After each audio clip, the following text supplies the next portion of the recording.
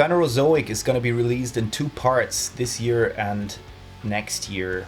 And people ask me all the time, why do we always make double records? Fluxion Aeolian, Precambrian, heliocentric, anthropocentric. The answer is, I don't know, I like dichotomies. I am a dichotomized personality to some degree, I guess. I like thesis, antithesis, contrasts, antagonisms, and I kind of think that way, and I write music that way too. And the other thing is that I have never suffered from a shortage of creative ideas when it comes to writing music, so that by the time we are ready to enter the studio, there's always a lot of material that's ready, you know, and then when you go through the pain of doing the setup for recording an album with everything it involves, you just want to get the most out of it and you want to record everything that you have.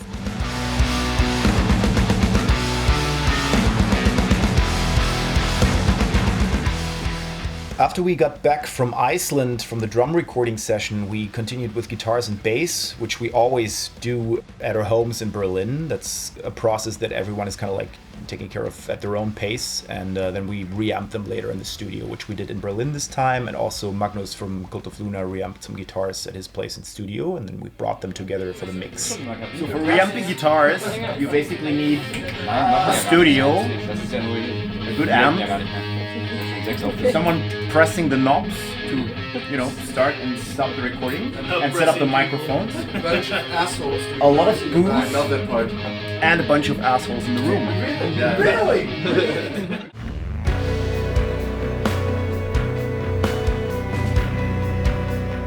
We also tracked a bunch of extra instruments. Our longtime cello player Dalai recorded a whole bunch of parts for this record and the second part of Phanerozoic.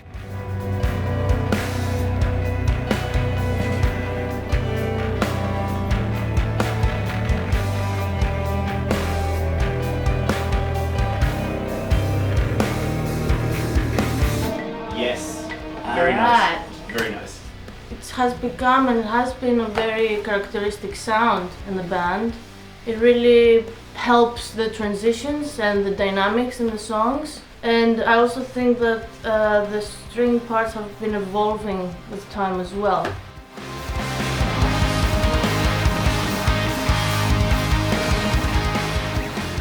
We also recorded a brass section, which is something I've always wanted to explore more with the ocean. We've done it for The Origin of God on heliocentric, and on this record and the next record there's going to be a lot more brass. So we recorded a trumpet player, a trombone player, and a French horn player.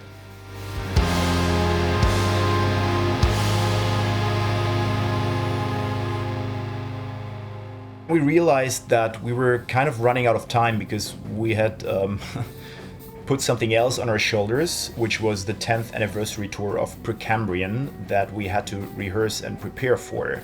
As a band, you somehow get into this age at one point when you can do an anniversary tour every year. It's a little silly, but we really wanted to do it in the case of Precambrian because I think that has been a very defining record for this band.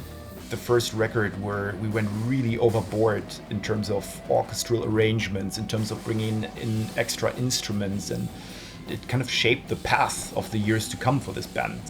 It was a project, and we had set 10 days aside for us to learn that record, rehearse that record, and then boom, go out on tour. It was crazy busy times. My girlfriend hated me.